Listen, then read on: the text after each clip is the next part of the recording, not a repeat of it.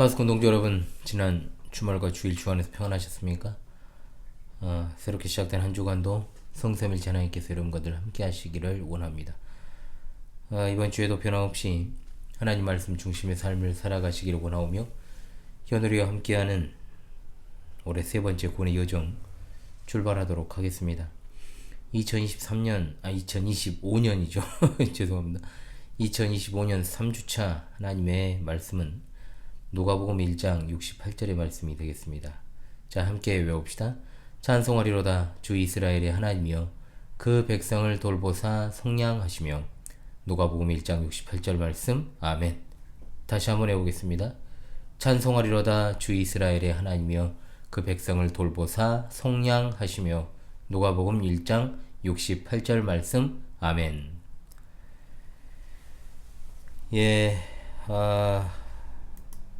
오늘 주어진 말씀을 읽고 또 이번 주 말씀 해설을 진행하도록 하겠습니다. 누가복음 1장 67절로 80절의 말씀이 되겠습니다. 누가복음 1장 67절로 80절의 말씀입니다. 그 붙인 사가랴가 성령의 충만함을 받아 예언하여 이르되, 찬송하리로다 주 이스라엘의 하나님이여 그 백성을 돌보사 속량하시며 우리를 위하여 구원의 뿔을 그 종 다윗의 집에 일으키셨으니 이것은 주께서 예로부터 거룩한 선지자의 입으로 말씀하신 바와 같이 우리 원수에게서와 우리를 미워하는 모든 자의 손에서 구원하시는 일이라. 우리 조상을 긍휼히 여기시며 그 거룩한 언약을 기억하셨으니 곧 우리 조상 아브라함에게 하신 맹세라.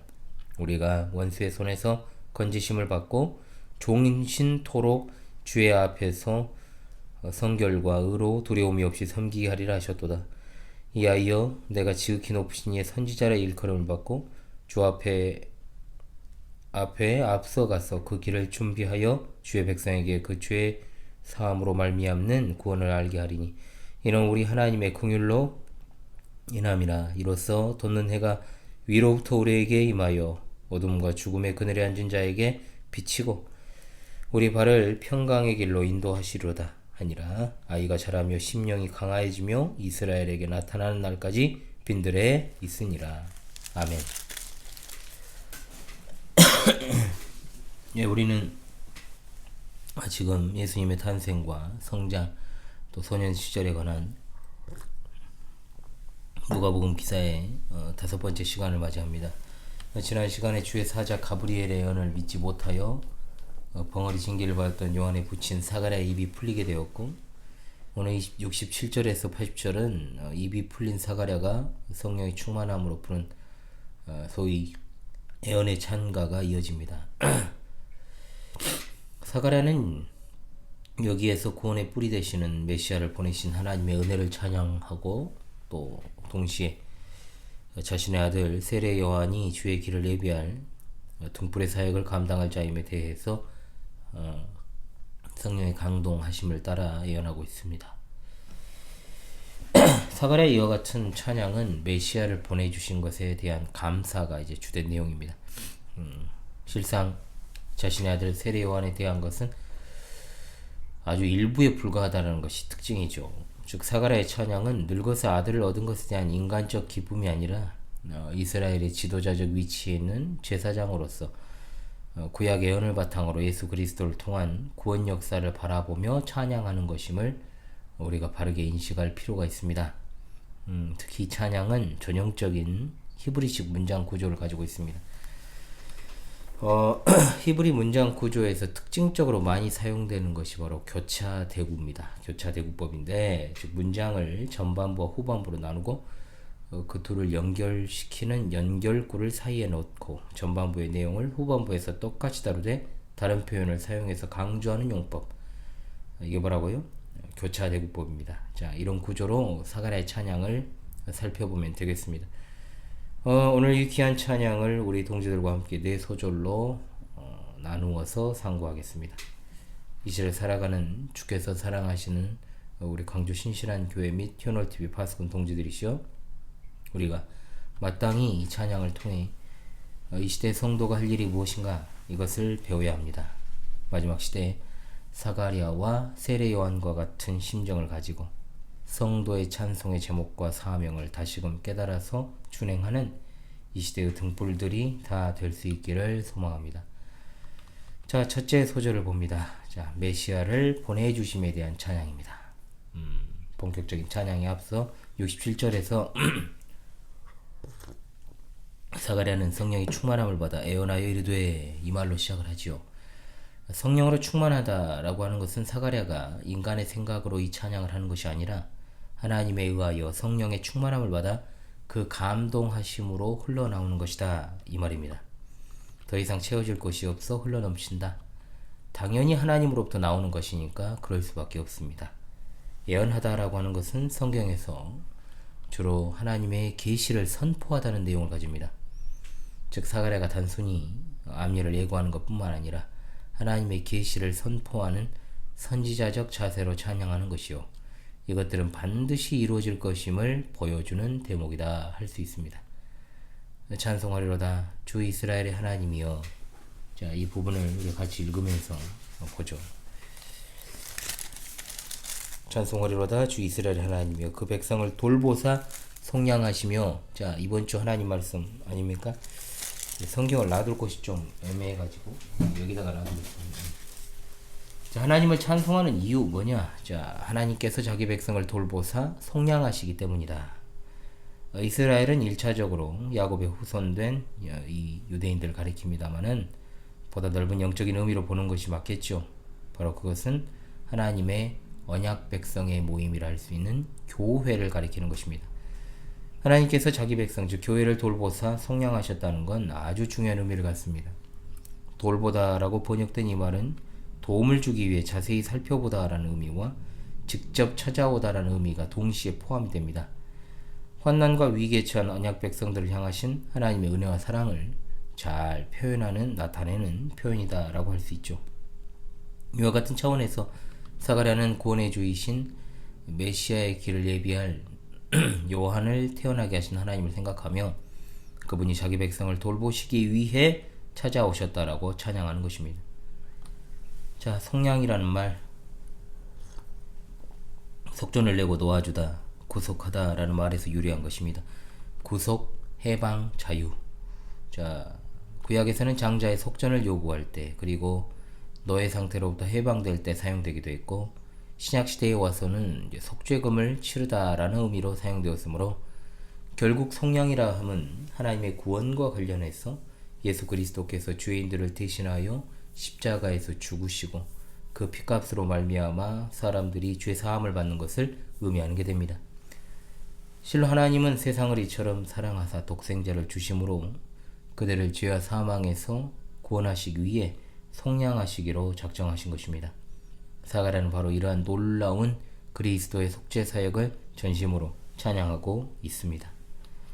69절에 나오는 구원의 뿔, 자, 이것은 구약에서 정말로 많이 나오는 표현이죠. 특히 시편에서 다윗의 노래에 아주 많이 등장을 합니다. 구약에서 뿔은 기본적으로 힘과 능력을 상징합니다. 따라서 구원의 뿔이라 함은 구원의 힘과 능력을 가리키죠. 동시에 이 문맥에서는 이러한 힘과 능력을 가진 구세주의 메시아 예수 그리스도를 가리키고 있습니다. 구약적인 표현을 사용한 게 무엇이냐? 바로 메시아가 구약에서부터 예언되어 온 바로 그분이다 라는 사실을 나타내고자 함입니다. 사가랴가 살던 당시 이미 다윗 가문은 몰락한 상태였죠.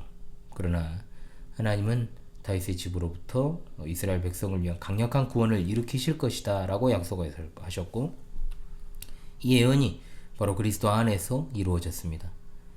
이것은 주께서 예로부터 거룩한 선지자의 입으로 말씀하신 바와 같다라고 70절에 노래하지 않습니까?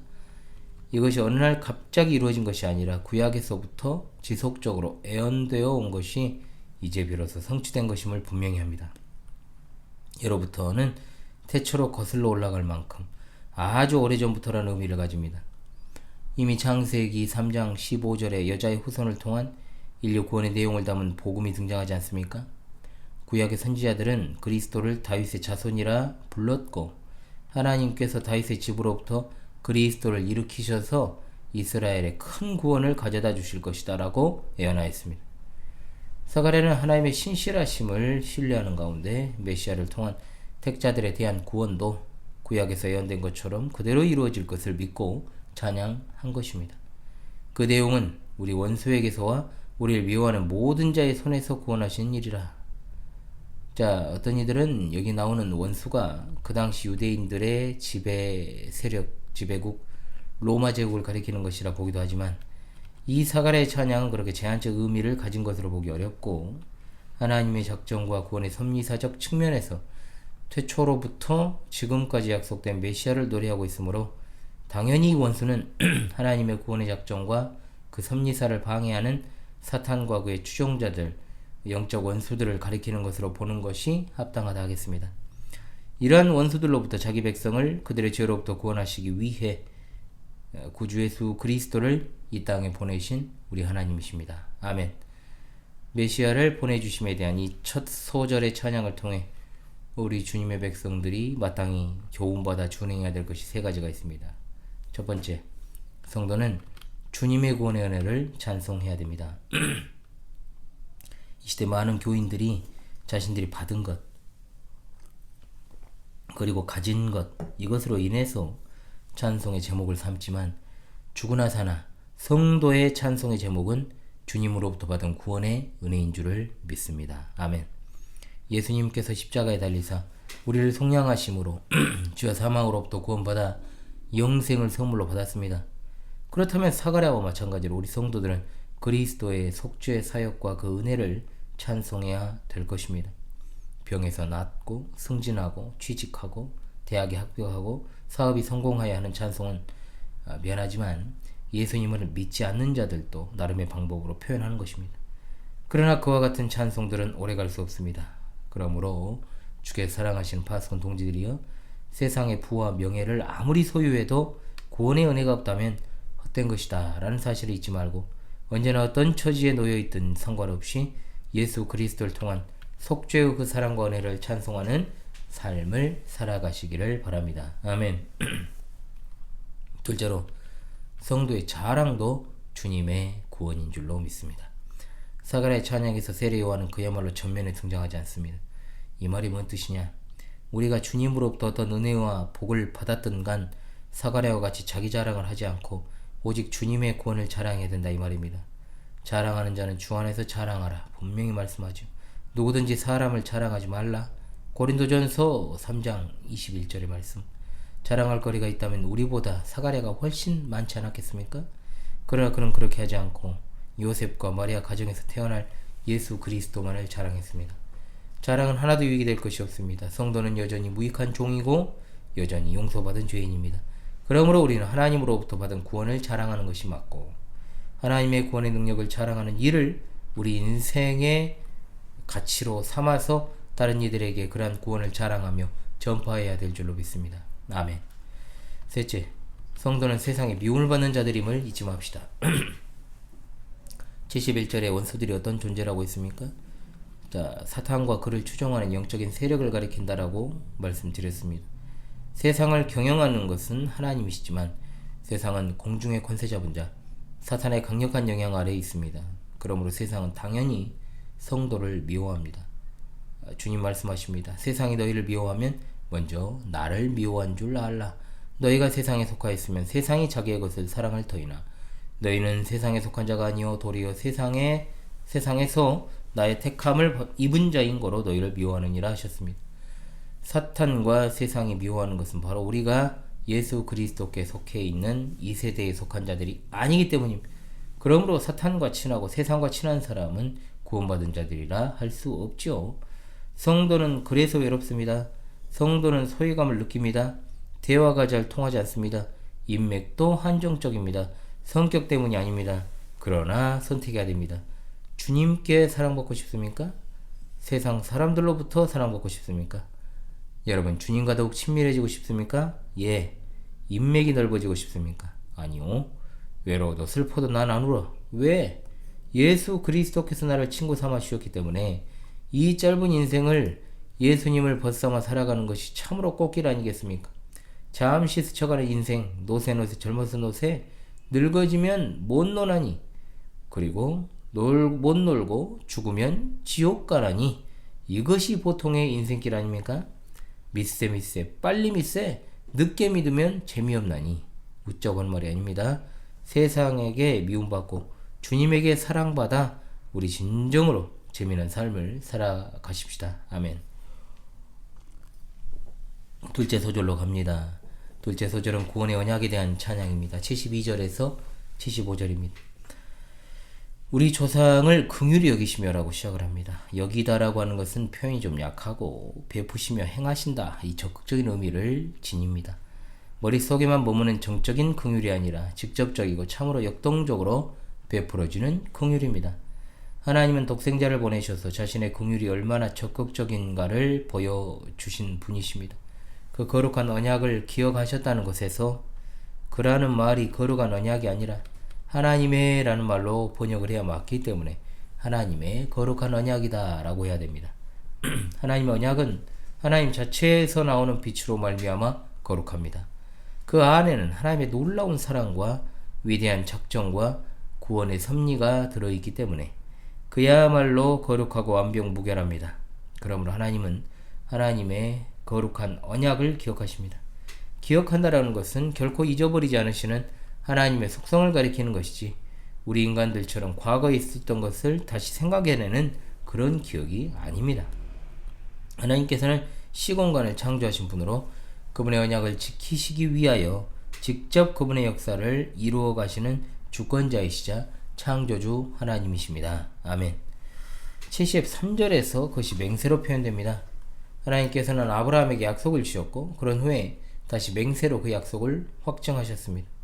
바울 사도가 히브리서를 기록하였다 가정할 때 그는 히브리인들을 향하여 하나님이 아브라함에게 약속하실 때에 가리켜 맹세할 자가 자기보다 더 큰 이가 없으므로 자기를 가리켜 맹세하여 이렇게 히브리서 6장 13절에 말씀하죠. 온 우주를 통틀어 가지고 가장 신빙성 있는 맹세는 누가 하는 맹세겠습니까? 바로 하나님의 맹세 아니겠습니까? 하나님께서는 그의 백성들로 하여금 원수의 손에서 건진받고 그분을 섬기도록 하기 위해 맹세하고 언약을 기억하셨습니다. 온 우주를 통틀어 가장 신뢰할 수 있는 하나님의 맹세를 우리 또한 천국에 갈 때까지 계속해서 기억해야 될 것입니다. 74절과 75절은 설명이 좀 필요합니다. 왜냐? 원문에는 75절에 나오는 두려움이 없이 섬기게 하리라 하셨도다가 74절에 기록되어 있어요. 또한 한글 성경에 생략된 것이 그를 이라는 대명사입니다. 두려움 없이 섬기게 하라 앞에 그를 이라는 말을 넣어야 우리의 섬김과 예배 대상이 누구이신지를 분명히 밝힐 수 있다는 거죠. 인간은 자신을 대적하는 원수들 앞에서 두려워하고 놀라는 것이 당연합니다. 그러나 하나님 앞에서 우리가 두려워하는 것은 다른 감정입니다. 섬기게 하리라는 말로부터 정답을 얻을 수 있습니다. 그것은 이미 우리가 참된 예배의 의미가 무엇인지를 배웠잖아요. 자, 헬라어 라트리오라는 말은 고용된 하인을 가리킨다라고 했습니다. 그런데 여기 섬기게 하리란 말이 바로 라트리오에서 나오는 말, 종이 주인을 섬길 때 철저한 복종과 두려움으로 섬기는 것을 뜻합니다. 우리는 걸어가시고 위대하신 하나님 앞에서 참으로 하찮고 보잘것없는 티끌같은 존재이기 때문에 철저히 낮아진 자세로 그분을 두렵고 떨리는 마음으로 섬기는 것이 당연합니다. 그러나 하나님은 우리로 하여금 모든 두려움과 떨림이 없이 섬기게 하시겠다라고 말씀합니다. 그야말로 큰 은혜입니다. 이것이야말로 예수 그리스도께서 오시는 진정한 목적이 되겠죠. 어떻게 해요? 종신토록 주의 앞에서 성결과 의로 한다 말씀하지요. 종신토록, 즉 우리의 생명이 다하는 날들 동안에 주 앞에서 성결과 의로, 주의 앞에서라는 말은 제사장이 제사드리러 성소에 들어간다는 표현입니다. 즉 장차 오실 메시아를 통해 모든 백성이 하나님 앞에서 제사장처럼 자유롭게 그를 섬기며 경배할 것이라는 사실을 나타냅니다. 성결은 경건과 거룩을 의미합니다. 즉 하나님의 백성들은 하나님이 거룩하시기 때문에 그 앞에서 항상 깨끗하고 경건한 모습으로 살아가야 한다는 것입니다. 그러나 이것이 하나님과 같은 완전한 거룩성을 의미하는 것은 아닙니다.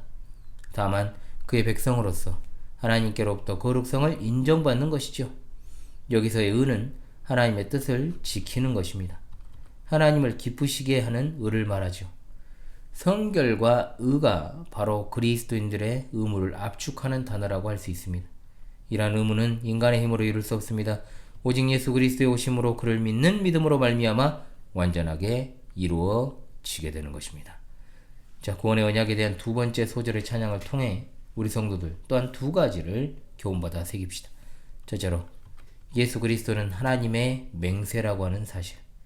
하나님은 신실한 성도들에게 예수 그리스도를 통한 구원을 거듭 맹세해 오십니다. 그래서 바울 사도는 예수 그리스도께서 하나님의 사랑과 구원의 확증이다 라고 말하죠.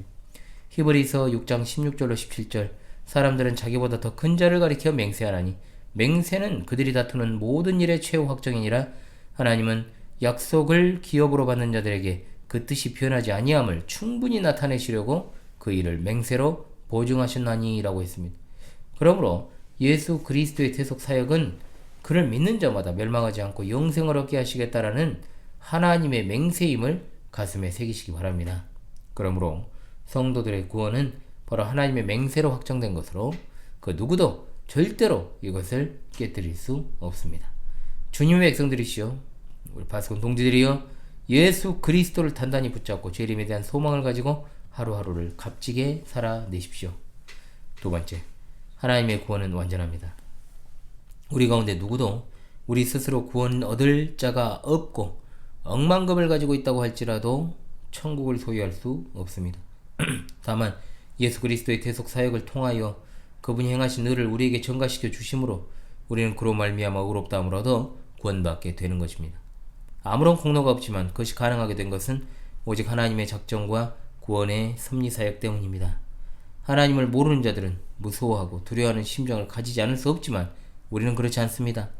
우리는 세상 만물을 창조하신 하나님을 나의 아빠라 부르고 그분을 즐거워하고 경배하고 노래하며 하나님 앞에서 때로는 때도 쓰고 눈물도 흘립니다. 하나님이 인정하여 주신 자녀들의 특권 아니겠습니까? 얼마나 감사한 은혜입니까? 그러나 이것이 일시적인 것이 아니라 이 땅에서부터 저 영원한 천국까지 계속해서 지속되는 구원임을 잊지 마시기 바랍니다.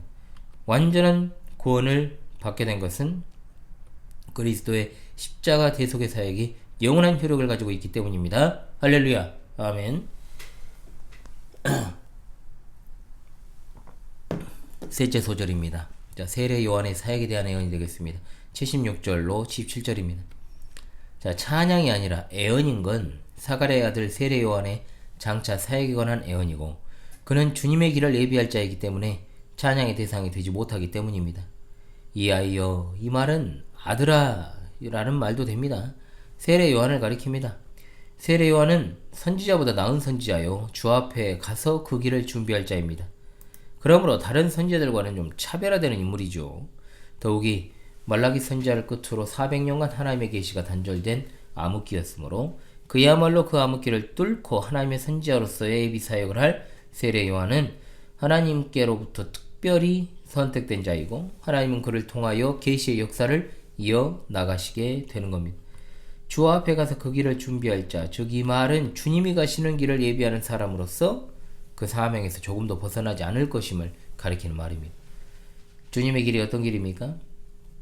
생명의 길, 구원의 길, 영생의 길입니다.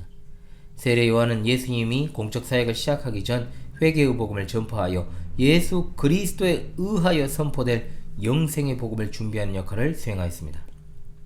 이어지는 77절에서 명확하지 않습니까? 주의 백성에게 그 죄 사함으로 말미암는 구원을 알게 하리니라. 자, 죄 사함을 받는 대상이 바로 주의 백성들입니다. 그를 믿는 자마다 멸망하지 않고 영생을 얻게 하려 하시는 복음, 그 복음이 바로 예수 그리스도께서 십자가에서 택자들의 죄를 대신하여 죄값을 치르신 것입니다. 사람의 행위가 아닙니다. 오직 예수 그리스도께서 행하신 십자가 사역을 통해 하나님이 베푸시는 구원을 받게 되는 겁니다. 자, 우리가 여기서 한 가지 교훈을 받아 준행합시다. 세례 요한의 사명이 주님의 길을 예비하는 것이라면 신약 성도의 사명은 주님의 구원 사역을 완결하는 것이라는 사실을 말입니다. 세례 요한이 먼저 파견된 전령이라면 우리는 예수님이 오셔서 구원의 완성을 이루실 때까지 이 성취된 복음을 소유하며 또한 복음을 반대하는 자들과 싸우는 전사들이다. 땅끝까지 이르러 내 증인이 되라고 하셨습니다. 주님의 증인이 될 자들에게 필요한 은사를 나눠 주심으로 바른 성경적 교회를 세우고 그 교회를 수호하는 막중한 임무와 또한 다음 세대에게 바른 복음을 가르치는 사명까지 부여받았습니다. 이런 차원에서 보면 우리는 세례 요한보다 훨씬 더 막중하고 위대한 사명을 수행하는 자들입니다. 그렇다면 우리의 자세와 태도도 달라져야 되지 않겠습니까?